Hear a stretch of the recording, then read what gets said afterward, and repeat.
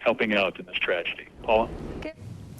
Our prayers and our best wishes go to all those Australians who have loved ones who are still unaccounted for in New York. If you'd like to keep up to date on this story, you could go to 9MSN, the site there we have, which we've put up for you. There you go, 9msn.com.au and /news. 9msn.com.au/news to get the latest. Of course, I'd like to mention again the Foreign Affairs hotline number, which we'll have there for you again. We'll put that up quickly. Hotline 1300 555 135 1300 555 135 if you'd like to check up on that. It's almost well, 8:30 in New York now, and the New York and Washington, almost 24 hours since that first airliner, the American airline flight 11 out of Boston heading to Los Angeles, smashed into the World Trade Center tower. 24 hours, it seems much longer, doesn't it, than all the things that have happened. I'm sure it must seem like a week to the firemen and women and the policemen and women and all those emergency workers who were down there in that rubble trying to sort things out. It must seem like a lifetime for the people who are under the rubble who are still alive, and that wonderful story of someone actually using a phone there to ring home. We hope there are some miracles like Stuart Diver in the hours ahead. Talking about hours ahead, I'm going to go home and watch it now from home. I'm going to cross to my colleague and friend Jim Waley, who's up in the Nightline. Thanks for being with me. Thank you, Ray. Well, good evening. It's a new day now in New York, where teams of rescuers are digging into the rubble of the World Trade Center. In Washington, workers also continuing to clear wreckage from a devastated wing of the Pentagon. The United States is still trying to fathom this unthinkable disaster, which began to unfold 24 hours ago when two hijacked jetliners were deliberately flown into New York's Twin Towers. Another jetliner was rammed into the Pentagon. A fourth plane crashed in Pennsylvania after also being hijacked. While any death toll so far remains only a guess, there are fears it will be in the thousands. Some good news a short time ago with 6 people, 5 firefighters and a police officer found alive in the rubble of the World Trade Center. The 9 Network's American correspondent Michael Usher is in New York, a city struggling to come to terms with the world's worst terrorist attack. I spoke with him a short time ago. Well, Michael, dust and smoke continue to cast a pall over the city. Obviously, the rescue operation in full swing now. Jim, it certainly is. With dawn has come the start of the real operation to get right down into the rubble and the dirt and the dust down there to try and find the survivors. And I guess with dawn in New York, there is some hope. They do know that there certainly are survivors in there. They believe that they've pulled 4 people out, and there is one right now that Mayor Rudolph Giuliani has confirmed that the police are in direct audio contact with. Therefore, they're able to speak to him under all that rubble. He just held a press conference a short while ago. They didn't say exactly how they found that person. He did also confirm earlier reports that some of those people stuck under there were using their mobile phones to get through to families and authorities to try and get them to help out. So definitely people under there, some hope here in New York. Unbelievable that there are survivors with 110 stories of building virtually crashing down around them.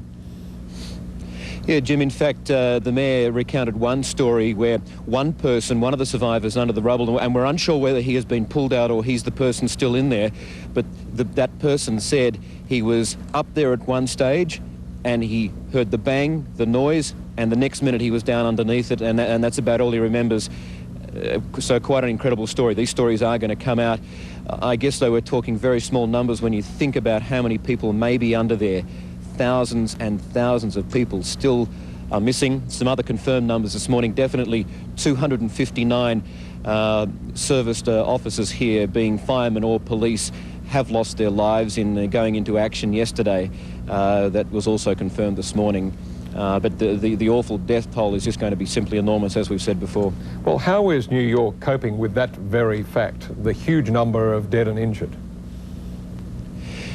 I think just because of the enormity of what we're dealing with here, they're taking it very simply, and not even hour by hour, minute by minute. I think all through the night this city really didn't stop in terms of the rescue operation. With daylight, it's gotten a lot better, and there's been a lot of heavy machinery, more police cars, more ambulances, cranes, etc., coming down into Lower Manhattan now to get into that site to really get underway, now that they know that there's survivors there.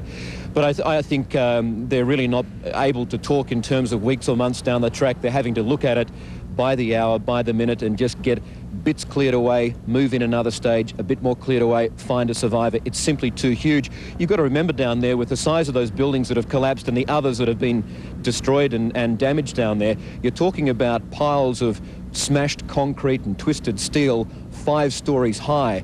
It hasn't just flattened out down there, so mountains of rubbish and steel and concrete to get through to try and find survivors and clear the streets down there. You might even be able to see down my shoulder, there's over my shoulder here, quite further down as the smoke is clearing, we haven't seen that before, the charred remains of what we believe is one of the towers. I can't confirm which, but certainly the damaged remains of one of those buildings right down the end there. Apart from the rescue workers and police and the doctors, are ordinary New Yorkers, the people, beginning to return to Manhattan, or is it still well and truly off limits?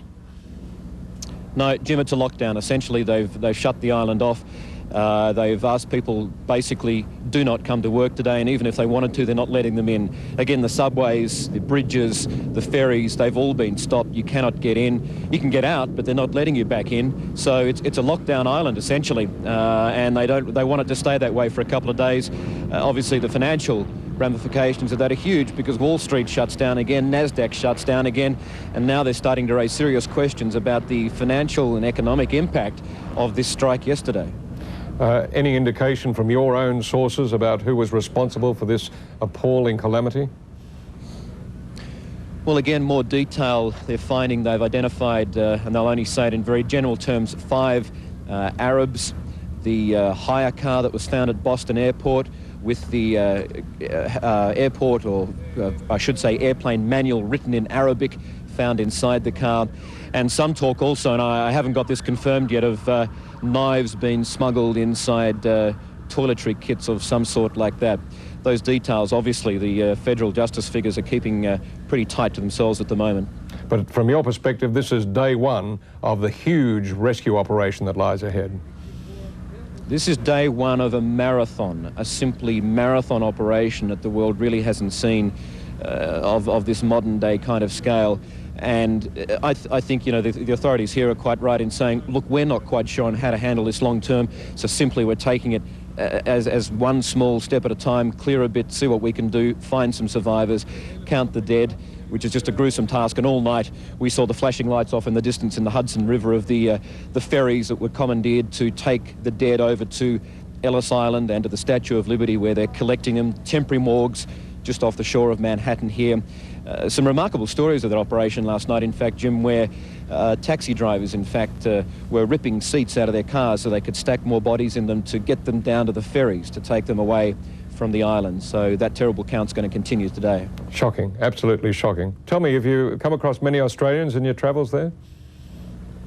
Yeah, there's a few around. Obviously, a lot of sought us out as well. They've come down to see where we've been crossing live from. They're all telling remarkable stories. I spoke to a couple of Australians last night on the phone who are indeed around the financial area. In fact, gentlemen we've done interviews with before who work in the financial industry. They were simply a bit too shaken up last night to have a talk, so they're going to give us a call back today.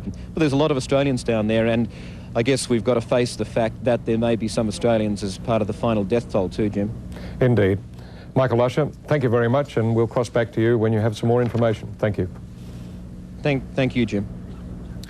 Well, balancing the news that some survivors have been located, a short time ago, the Department of Foreign Affairs, that's the Australian Department of Foreign Affairs, has confirmed that at least 3 Australians have died in the disaster.